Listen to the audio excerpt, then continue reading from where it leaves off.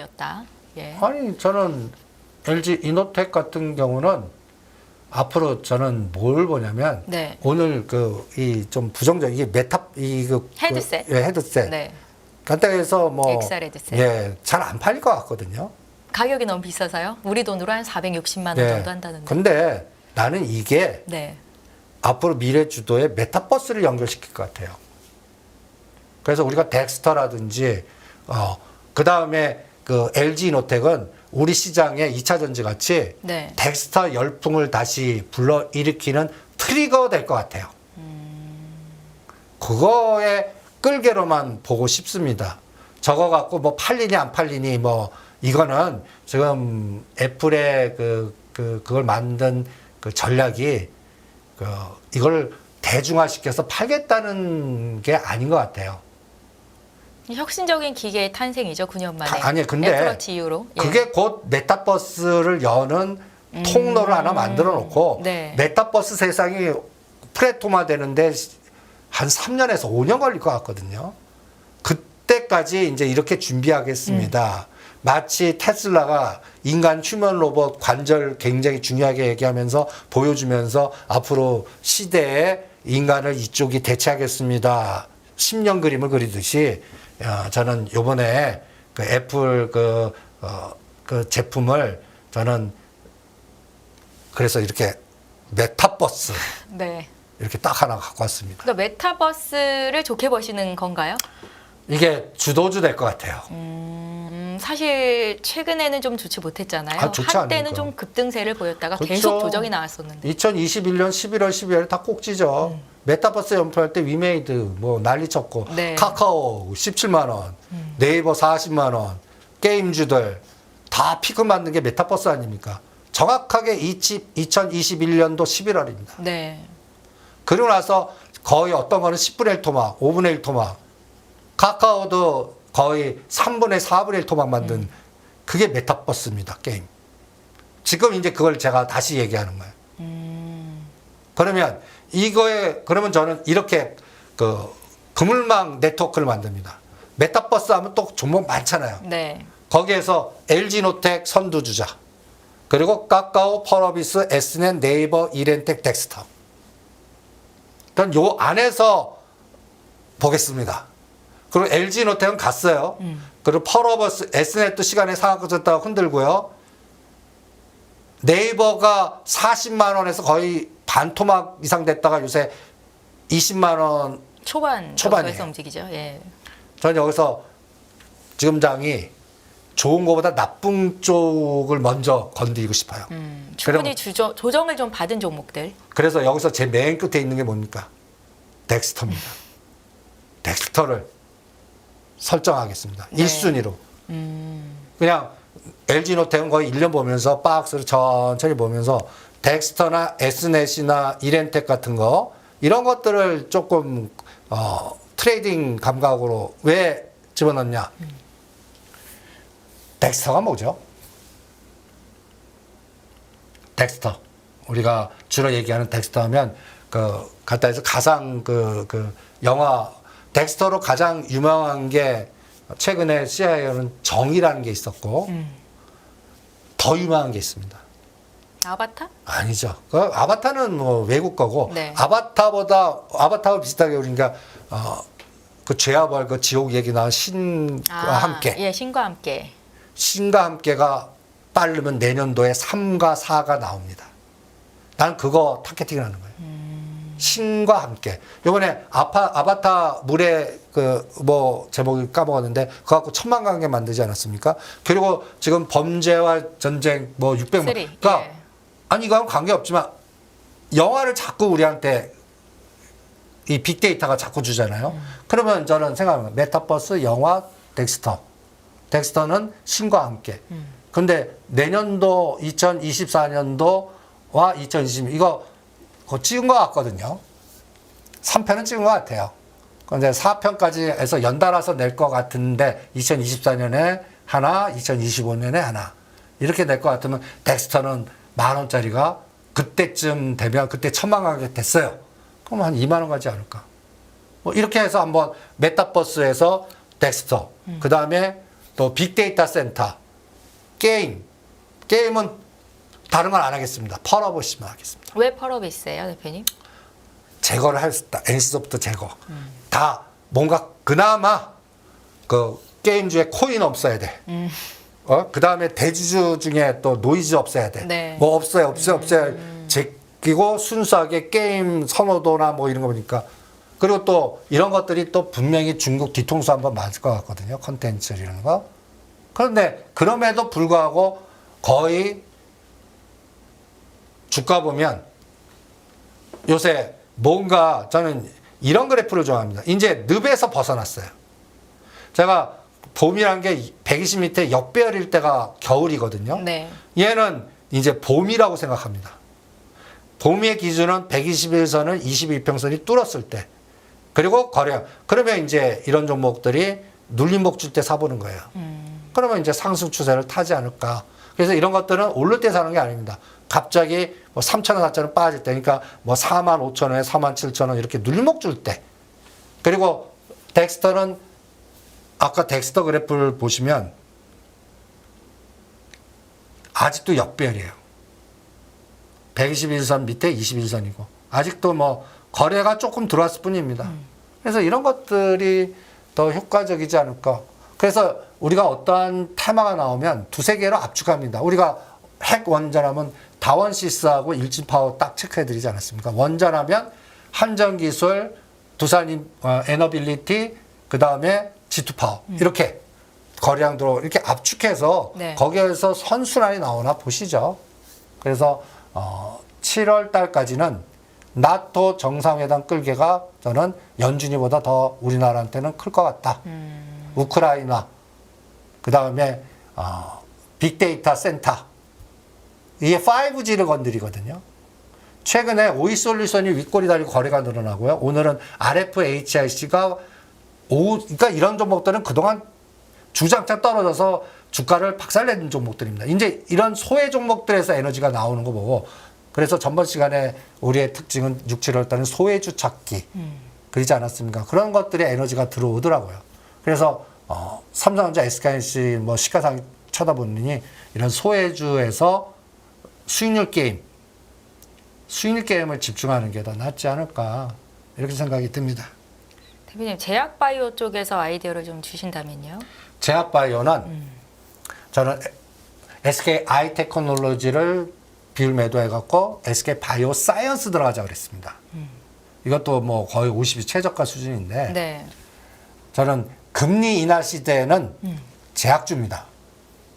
저 아직도 건설 저가주들이 아직도 올라가면 두들겨 맞고 올라가는 게 아직까지 부동산 PF라든지 이런 것들이 아직까지 불확실성이 제거가 안 됐거든요. 네. 이게 지뢰예요.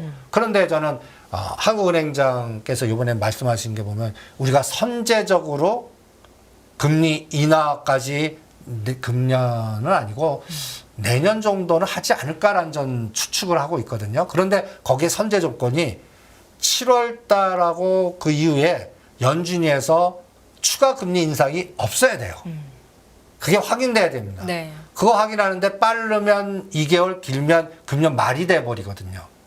그럼 그때까지는 이런 저가 건설주라든지 부동산 PF라든지 이런 문제 있는 것들 그러면 자금을 조달하고 뭔가 해야 되는데 적자 기업인데 개발 못 해갖고 지금 그동안 박살난 바이오주들이 문제가 심각해지거든요. 그런데 최근에 뭔가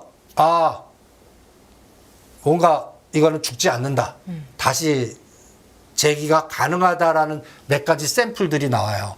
어디서 나오냐면 네. 스마트 헬스 케어에서 나옵니다. 요번에 루니시니, 뷰노, 그 다음에 JLK 이런 것들이 선도주가 저는 항상 시장을 읽을 때 몇 배 올라간 선도주가 어디서 나왔냐를 굉장히 중요하게 봐요. 네. 스마트 헬스 케어에서 나와요. 미용 의료기기 쪽도 의료기기, 좋고요. 예. 스마트. 여기는 또 인공지능 로봇주거든요. 수술용 로봇. 그러면 이게 끌고 갈 게 제약 바이오를 끌고 가거든요. 그래서 거기서 다음 타자를 찾는 게 더 저는 핵심이 아닌가. 그래서 수술용 로봇 쪽에서 우리가 루닛, 뷰노 놓치신 분은 전번시간에 우리가 항상 강조하는 게 큐렉소. 큐렉소도 벌써 바닥에서 지금 올라오고 있습니다. 큐렉소가. 그 다음에 코렌텍. 그리고 이런 것들이 플랫폼 관련돼 갖고 뭐 비트 컴퓨터니 유비케어니 이런 것들이 플랫폼 주식들입니다. 이런 것들이 확산이 되면 이게 바이오를 끌고 가거든요. 그리고 미국도 보면 빅테크가 꺾일 때 대타가 분명히 바이오에서 나올 것 같아요. 그래서 아까 빅테크가 꺾이면 파이자, 모더나 관련된 그 바이오를 같이 샘플링하고 보십시다 한 것도 이 시소가 나오나. 그래서 7월 달에 금리 요번에 동결하고 7월 달도 동결하면 이제는 인식이 이제 끝났구나 라고 바뀔 것 같거든요. 그러면 금리 인하 속에 뭔가 성장을 끌고 갈 수 있는 그런 종목들이 주도하지 않을까. 그걸 지금 시점에서 생각하는 게 어떻겠나. 그때 가서 이제 바이오들이 뉴스에 많이 등장하기 시작하면 이미 늦었을 수 있다라는 그러면 벌써 말씀이세요? 30% 정도는 올라갔을 겁니다. 그러니까 지금 SK 바이오사이언스가 지금 8만 원대거든요. 네. 만약에 그렇게 되면 벌써 10만 원 가 있다는 얘기예요. 벌써. 그러니까 그런 것들을 체크해 보는 게, 그래서 오늘 방송 화두는 아까 공포 빅데이터와 연결된 나토 정상회담 연골고리의 핵 원전 우크라이나 제어 이쪽 섹터 하나, 네. 그다음에 메타버스 물줄기 하나, 그다음에 오늘 새롭게 제시하신 그죠? 메타버스. 예. 바이오 쪽 하나. 이 세 가지 물줄기를 오히려 이게 지금 들여다보지 않는 쪽에서 들여다보는 게. 그리고 지금 시장이 주구장창 빅테크는 리스크 관리해라. 지금 SNS 때 수익 안 줘요. 네. 그 다음에 미래반도체 고점에서 하시면 10%에서 15% 오히려 손해. 한미반도체 마찬가지. 저는 시스템 반도체는 DB 하이텍만 할 겁니다. DB가 급등이 한번 나왔잖아요. 급등 나왔다가 예. 근데 계속 나올 겁니다. 지금 강서구 펀드가 편지 하나 보내는 걸로 끝내겠습니까? 주주서 안 보낸 거. 예. 계속 또 이쪽 공격하고 저쪽 공격하겠죠. 그래서 DB는 2,000원만 안 깨면 한 3,000원까지 에너지 나올 것 같고, DB 하이텍은 55,000원, 6만 원에서 늪에다가 이번에 67,000원 갔다가 61,000원이거든요. 6만 원 깨면 땡큐 하고 7자 볼 것 같아요. 근데 옛날 같이 35,000원에서 83,000원까지 쭉 가는 파도 아닙니다. 그냥 여기도 6만 원과 8만 원, 2만 원 진폭으로 7만 원을 중심값 놓고 왔다 갔다 할 것 같아요. 여기서 풀리려고 그러면 이것도 7월 달에 또 실적과 그 다음에 진짜 이게 흑기사, 백기사가 나오는지 M&A 색깔이 어떻게 되는지 이런 것들 같이 보셔야 될 것 같습니다. 대표님, 외국인 투자자들이 사지 않는 한국의 반도체 주 중에 하나가 DB 관련주라고 하는데 대표님은 DB만 보겠다. 뉴스가 그렇게 나와서 그것만 봅니다. 그 뉴스가 추정하고 사라고 하는 건 피하십시오. 그게 여러분들 실전에서는 효과적일 겁니다. 여러분들 엔비디아 해갖고 그쪽 관련돼서 한미반도체 이런 것들 막 여러분들 파이프라인 딱 꽂아갖고 딱 제시하죠. 이 바닥 타짜들이나 미리 매집하신 분들 팔아주는 통로로 사용될 수 있는 게 저는 언론이라고 봅니다. 그 언론 쓰는 분들 욕하는 게 아니라 네. 그분들도 알게 모르게 이용당하실 겁니다. 그러니까 위치를 보시는 게 굉장히 중요한 것 같아요. 이게 갈 자리에서 안 가잖아요. 그리고 이런 것들의 가장 바로미터 엔비디아가 갭으로 떨어지거나 삼성전자 7만전자 10만전자면 그때 툼이 나와요. 위에서 대롱대롱 매달리다가 10에서 20% 그러면 여기서 20% 빠지면 그때 들어가시라고요. 오히려. 그럼 반드시 또 땡깁니다. 그러니까 그거를 실전에서는 잘 이용하시는 게 어떻겠나. 그래서 지금 DB하이텍은 저래도 부정적 보고서 뉴스만 내라고 그러지 좋은 얘기 넣지 마라 그럴 겁니다, 아마. 그런 것도 한번 생각을 해보세요. 싸움 쪽에서 다 달콤한 얘기만 나와요. 근데 그게 샀는데 거의 한 달간 수익을 안 줘요. 뭐가 정답입니까? 팔아먹는 보이지 않는 손이 있다는 얘기예요. 그러니까 여러분들 대형주들 중에 뭐 보고서가 어나리스트들이 많이 내죠. 절대 하지 마십시오. 어느 주간에 몰려서 내요. 그 종목. 네. 최근에 제가 하지 말라는 게 포스코 홀딩스. 그 다음에 몇 가지 종목도 있어요. 상담만 가면 빌려다가 때리는 거. SK 이노베이션 18만 원에 그 아래 사야지 20만 원 이상에는 하지 마세요. 네. 여러분들 보이지 않는 손에 의해서 빌려다가 때리는 에너지들이 있는 종목들이 있습니다. 대차 관계나 롱숏에 이용당하거든요. 그래놓고 한 10% 빠지면 또 올려요. 그러니까 그 펀드는 뭐냐? 우리 여러분들 파킹 파는 어떠한 자체로 누가 받아주지 않으니까 흔들어서 팔아먹는 수법들이거든요. 그럴 때